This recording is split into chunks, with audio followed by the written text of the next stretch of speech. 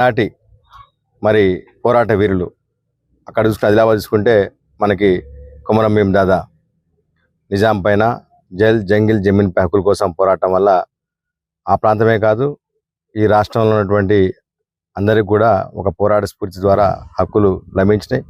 అప్పటి నుంచి ఇప్పటి వరకు కూడా ఆయన స్ఫూర్తితోటే నిరంతరం ఉద్యమాలు నడుస్తున్నాయి. అట్లనే మన దగ్గర ఈ ప్రాంతంలో ఉమ్మడి ఖమ్మం జిల్లాలో మరొక పోరాట వీరుడు కోయ బెబ్బులి మన యొక్క స్వయంగంగులు దాదా ఇక్కడ నిజాం ప్రభుత్వంపైనే పోరాడి అదేవిధంగా జమీందారీ వ్యవస్థపై తిరుగుబాటు చేసినటువంటి గొప్ప పోరాట వీరుడు కోయ జాతిలో.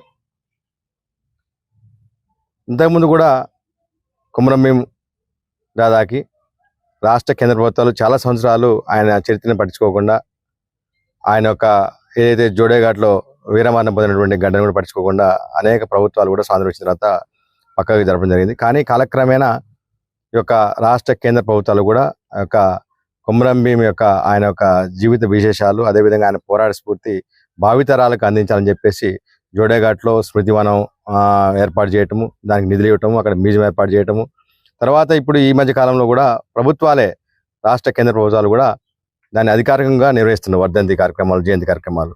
మొన్ననే మన యొక్క దేశ ప్రధానమంత్రి గౌరవనీయులు నరేంద్ర మోడీ గారు కూడా మన్ కీ బాత్లో కొమరం భీం యొక్క జీవిత చరిత్రని మాట్లాడుతూ ఇది అందరికీ స్ఫూర్తిదాయకము, భవిష్యత్ తరాలకు కూడా ఆయన యొక్క పోరాట స్ఫూర్తిని అందించాల్సిన అవసరం ఉందని చెప్పేసి మరి పెద్ద ఎత్తున మ్యూజియంలో ఏర్పాటు చేయడం కావచ్చు, దాన్ని దేశవ్యాప్తంగా కూడా కొమరం భీం పోరాటం తెలుసుకోవడానికి కేంద్ర ప్రభుత్వం కూడా తగినటువంటి సహాయ సహకారం అందిస్తుందని చెప్పడం జరిగింది. వారికి ప్రత్యేకంగా మా యొక్క ఆదివాసీ సమాజం తరఫున గౌరవనీయ ప్రధానమంత్రి నరేంద్ర మోడీ గారికి ధన్యవాదాలు చేస్తున్నాం.